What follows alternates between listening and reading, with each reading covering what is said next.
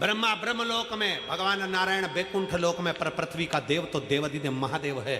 फिर पृथ्वी पर कोई भूखा कैसे रह सकता है? फिर पृथ्वी पर भूखा कैसे?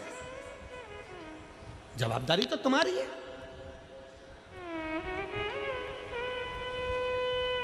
कई लोग होते हैं शिव महापुराण की कथा में आते हैं ना, 5 कथा का नियम लेकर आते हैं कि हमें 5 पंडाल में कथा सुनना है। कई लोग हैं 5 पंडाल का नियम लेकर बैठते हैं कि हमें 5 पंडाल में कथा सुनना है। फिर वो आखिरी में अगर बाबा से कहते एक पत्र है,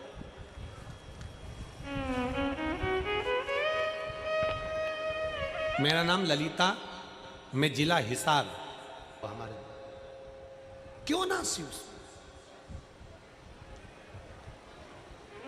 शंकर भगवान ने कहा ले ये काकड़िया की रोटी बनाई, काकड़िया की साग, और पर से माता पार्वती जी पावे भोला नाथ मन शिव रटोरे, और छोड़ दो कपट मन शिव रटोरे। लो भगवान नारायण करे 4 भगत भूखे, ब्रह्मा जी करे 4 भक्त भूखे। शंकर भगवान मुस्कुराते, शिव मुस्कुराते, शंकर मुस्कुराते।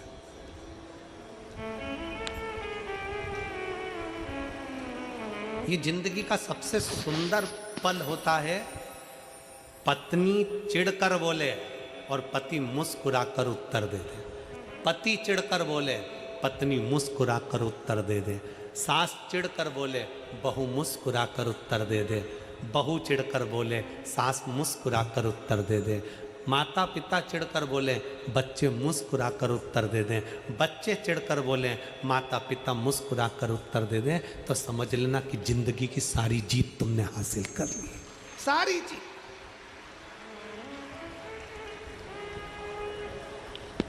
आज के जमाने में सब कुछ है, बड़ी बड़ी नौकरी कर रहे हैं, बड़े बड़े पद पर बैठे हैं, बड़ी बड़ी प्रतिष्ठा पाकर बैठे हैं, बड़े बड़े संत बनकर बैठ गए, साधु बनकर बैठ गए, तपस्वी बनकर बैठ गए, बड़े बड़े महात्मा संत सब बनना सरल है। बड़ी सन्यासी बन सकते हो, तपस्वी बन सकते हो, साधु बन सकते हो, बड़े कथाकार बन सकते हो, बड़े बड़े मिनिस्टर पद पर जाकर बैठ सकते हो, बड़े बड़े मंत्री बनकर बैठ सकते हो, बड़े बड़े अधिकारी बनकर बैठ सकते हो। आज के जमाने में सब संभव है, पर एक चीज संभव नहीं है। आज के जमाने में एक चीज संभव नहीं है, वो है सहनशीलता। आज के जमाने में एक चीज संभव नहीं है, सहनशीलता। पति ने कुछ बोला, पत्नी सह नहीं सकती। पत्नी ने बोला, पति सहनशील नहीं है। बच्चों ने कहा, माँ बाप सहनशील नहीं है। माँ बाप बोले, बच्चे सहनशील नहीं है। सास ने बोला, बहू सहनशील नहीं है। बहू ने बोला, सास सहनशील नहीं है। कोई सहता नहीं है। कोई ने बोला, हटकर जवाब दिया, पलटकर जवाब दिया, कुछ ना कुछ भेदभाव ले लिया। सहनशीलता हमारे भीतर से चली गई, और जब सहनशीलता चली जाती है तो व्यक्ति धीरे धीरे क्रोध करना प्रारंभ करता है, चिड़चिड़ होना प्रारंभ करता है, और एक दिन व्यक्ति अपने शरीर को ही बर्बाद कर कर एक दिन रस्सी पर टंग जाता, कहीं मर जाता, सह नहीं पाता। सहनशीलता चली गई। बड़े बड़े प्रवचन देने वाले प्रवचन देते हैं, बड़े बड़े मीडिया वाले बड़े आनंद से प्रवचन का लाभ भी लेते हैं, और कहते हैं कि बहुत बड़े संत, बहुत बड़े साधु, बड़े बड़े सन्यासी, तपस्वी, कथाकार, वक्ता, बड़े बड़े मिनिस्टर, मंत्री, संतरी, कलंतरी सब मिलते हैं, पर सहनशील होना सबसे कठिन काम है। ये दुनिया का सबसे कठिन काम है, सहनशीलता। कोई चिढ़ कर बोले, तुम मुस्कुरा कर उत्तर दे दो, समझ लेना कि तुमने जगत पर जीत हासिल कर ली है। तुमने जगत पर जीत हासिल कर ली। मुस्कुरा कर उत्तर दीजिए। शंकर भगवान से कहा, भोले बाबा आप विश्वनाथ कहलाते हो, आपके 4 भक्त पृथ्वी पर भूखे हैं, विश्व का भरण पोषण करना तुम्हारी जवाबदारी है, संसार में कोई भूखा ना रहे इसकी जवाबदारी तुम्हारी है, और 4 भक्त भूखे। शंकर भगवान ने पूछा नारायण से, आपको किसने कहा? कहा लक्ष्मी ने। ब्रह्मा जी से पूछा, आपको किसने कहा? ब्रह्माणी ने। कौन भूखा है? इतने में ब्रह्माणी, लक्ष्मी और पार्वती तीनों ने कहा, एक डिब्बी के अंदर 4 चींटी भूखी है, और आप भोजन कर लिए। शंकर भगवान बोले कि मुझे तो आकड़िया की रोटी और काकड़िया की साग खाने दो, भोजन करने दो, और मैं जानता हूं कि संसार में मैं किसी को भूखा नहीं रखता, किसी को भूखा नहीं रखता, इसलिए मुझे विश्वास है कि वो 4 चींटी भी भूखी नहीं होगी। लक्ष्मी जी बोली, हो ही नहीं सकता, हमने परीक्षा लेने के लिए 4 चींटियों को डब्बी के अंदर बंद करा है। शंकर भगवान बोले 4 चींटियों को जिसमें बंद करा है, जिस समय पर तुम डिब्बी में चींटी भर रही थी उस समय पर पार्वती जी पीछे से देख रही थी। देखते समय पार्वती के सिर पर जो कंकु चावल लगा था उसमें से चावल का दाना डब्बी में गिरा था। वो चावल का दाना 4 चींटियां खा चुकी।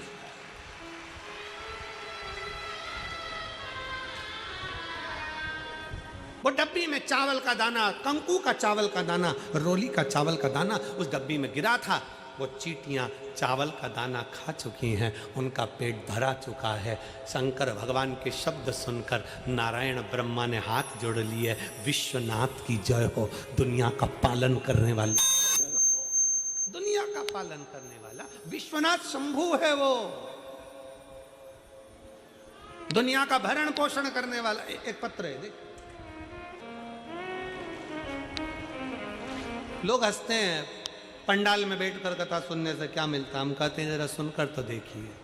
कभी मौका लगे कुबेरेश्वर बाबा, कभी आपकी नगरी में कुबेर भंडारी आ जाए, बैठ जाओ, 5 दिन पंडाल का निवास करो, पंडाल में विश्राम करो, पंडाल का ही भोजन करो, जो लंगर में मिल जाए वो पालो और अपने आनंद को करते हुए दिन में कथा, रात्रि को कीर्तन, 5 दिन ऐसे कथा सुनो जैसे किसी तीर्थ में बैठकर कथा का लाभ ले रहे हो, पवित्र नदी का स्नान कर रहे हो और जिंदगी को सार्थक कर रहे हो, सार्थक कर रहे हो। मैं पीलीभीत वालों से कहूंगा 11 तारीख से 17 तारीख तक नवंबर के महीने दे दे, सब आया। कालभीति शिवजी का जल नहीं पी रहा, शंकर ने फिर अपने पांव से कुंड बनाकर उस जल का आचमन कराया। कालभीति प्रसन्न, शिव का दर्शन कर कर कालभीति बड़ा प्रसन्न, बड़ा समय आता है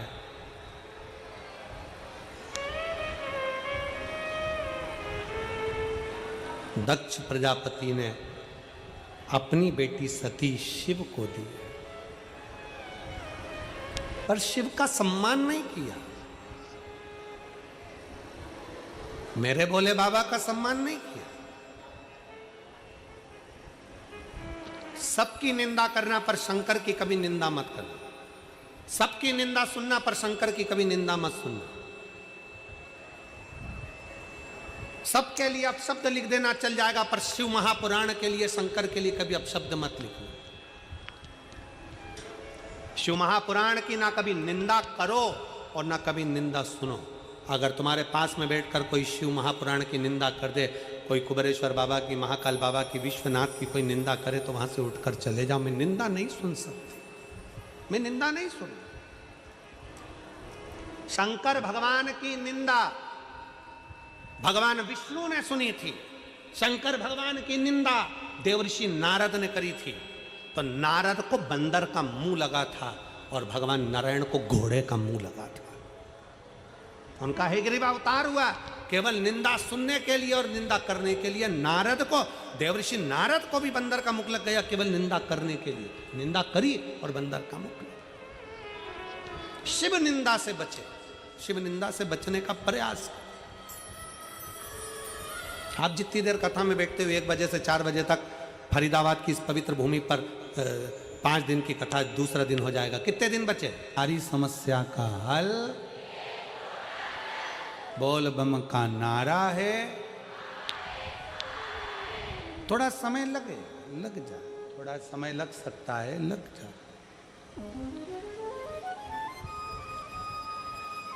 देवराज की माता शिव को जल चढ़ाती थी, इसलिए देवराज की चित्तवृत्ति थोड़ी सी बदली और अंत का जो पल है,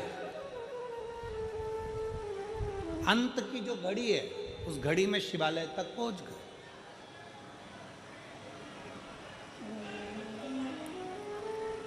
कोई पुण्य हमारा पुण्य, हमारे पूर्वजों का पुण्य, हमारे माता पिता का पुण्य, हमारे घर के बुजुर्गों का पुण्य हमें परमात्मा के करीब लेकर जाता है। आप इतनी संख्या में बैठे हो, लाखों की संख्या में आप लोग यहां आए हो। कथा के पहले दिन ही पूरे पंडालों तुम लोगों ने भर दिए। इससे मालूम पड़ता है कि आपके घर का संस्कार कितना प्रबल है और आपके घर का पुण्य कितना प्रबल है, जो कथा के पंडाल में आप बैठकर कथा सुनते। ये पुण्य की प्रबलता।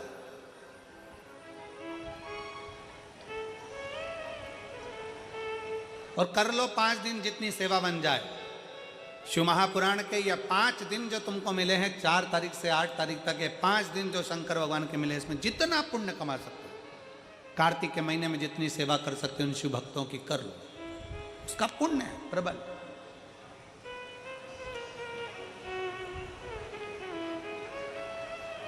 शिव कथा कर रही है, भगवान शंकर का संवाद कर रहे हैं। देवराज की माता भगवान शंकर के मंदिर में जाती, शिवालय में जल चढ़ाती, उस जल का पुण्य इतना प्रबल हुआ कि देवराज की अंतिम क्षण, अंतिम वृत्ति शिवालय में निकली।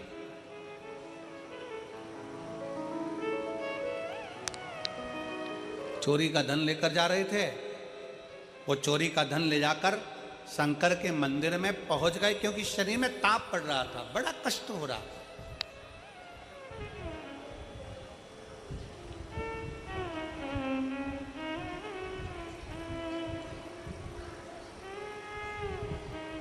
जो था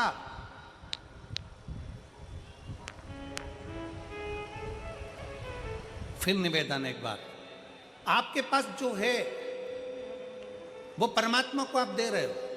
किसी के पास जल है तो वो जल दे रहा है, किसी के पास बेलपत्र है बेलपत्र दे रहा है, जिसके पास भजन है भजन दे रहा है, जिसके पास गीत है वो गीत दे रहा है। जिसके पास जो है वो परमात्मा को देने का प्रयास करते हैं। एक व्यक्ति ने हमसे कहा, गुरुजी हमारा पड़ोसी रोज हमको गाली बकता है, खूब गाली देता है। गाड़ी थोड़ी सी इधर खड़ी हो जाए तो गाली बके, बच्चे फटाके फोड़ रहे तो गाली बके, कचरा इधर फेंक दिया तो गाली बके। हमारा पड़ोसी रोज गाली देता है, गुरुजी हम बड़े कष्ट में। हमने कहा चिंता मत करो, जिसके पास गीत होता है, पड़ोसी अगर अच्छा है गीत गाता है तो गीत देता है, कोई कवि है पास में तो कविता पाठ करता है तो कविता देता है। आपके पड़ोसी के पास में कुछ नहीं होगा, गाली अंदर भरी होगी तो गाली देगा। जिसके पास जो है वो परमात्मा को देता है। उसी तरह जिस संसार में आने के बाद आपके पास में क्या है, अच्छाई होगी आप अच्छाई देंगे, सत्कर्म होगा सत्कर्म देंगे, भजन होगा भजन देंगे, कीर्तन होगा कीर्तन देंगे, मंत्र जाप होगा मंत्र जाप देंगे। मेरा फरीदाबाद वालों से निवेदन है, फरीदाबाद के हरियाणा की पवित्र मेरी जीजियों से निवेदन है, जीजाओं से निवेदन है, आप दिन में कथा के पंडाल में नहीं आ सकते तो कभी रात्रि के समय पर पंडाल में आकर देखना। माताएं बड़े प्रेम से भजन गाती हैं। जितनी फरीदाबाद की मंडलियां हैं, महिलाओं का जो ग्रुप है, वो आकर यहाँ भजन करता, कीर्तन करता, नाम जाप करता, श्री शिवाय नमस्तुभ्यम करता, खूब नाचते गाते 5 दिन ऐसे ही निकल जाते। क्योंकि इनके पास देने के लिए कुछ नहीं, इनके पास केवल भगवान का भजन है, भगवान का मंत्र जाप है, नाम स्मरण है, कीर्तन है। एक बड़ी सुंदर कथा आती है। एक माठी नाम के एक बड़े शिव भक्त थे। स्कंद पुराण की यह कथा है। कभी मौका मिले तो गीता प्रेस गोरखपुर की स्कंद पुराण का स्मरण करिए।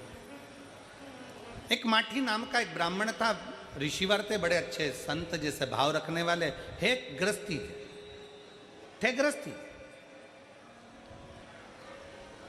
भक्ति बहुत थी, शिव के उपासक थे।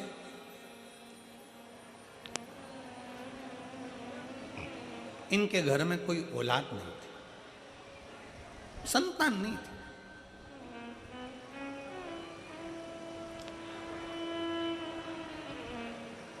दो साल 5 साल 10 साल 15 साल 20 साल 25 साल 50 साल इंतजार करते करते निकल गए, पर संतान का सुख नहीं। माटी बड़े दुखी थे। एक दिन उन्होंने अपनी पत्नी से कहा कि अपन दोनों के संतान की प्राप्ति नहीं, ना मेरे कोई पुण्य होंगे ना तेरे कोई पुण्य होंगे, इसलिए हमें संतान का सुख नहीं। धर्म पत्नी ने अपने पति से कहा, क्यों चिंता करते हो, ऐसा मत बोलो कि हमारे पुण्य नहीं होंगे इसलिए संतान नहीं मिली। पुण्य है इसलिए तो मनुष्य की देह मिली है। पुण्य है इसलिए तो हम शंकर भगवान का भजन करते हैं। पुण्य है इसलिए तो हम शंकर का शिवलिंग का निर्माण करते हैं। पुण्य है तो हम शंकर की स्तुति करते हैं। अगर पुण्य नहीं होते तो हम ये शंकर का भजन करते, किसी होटल में बैठकर मदिरा का पान कर रहे होते, किसी जगह पर व्यसन में पड़े होते, किसी मांस मदिरा का पान स्मरण कर रहे होते। पुण्य है इसलिए अच्छी जगह पर बैठे।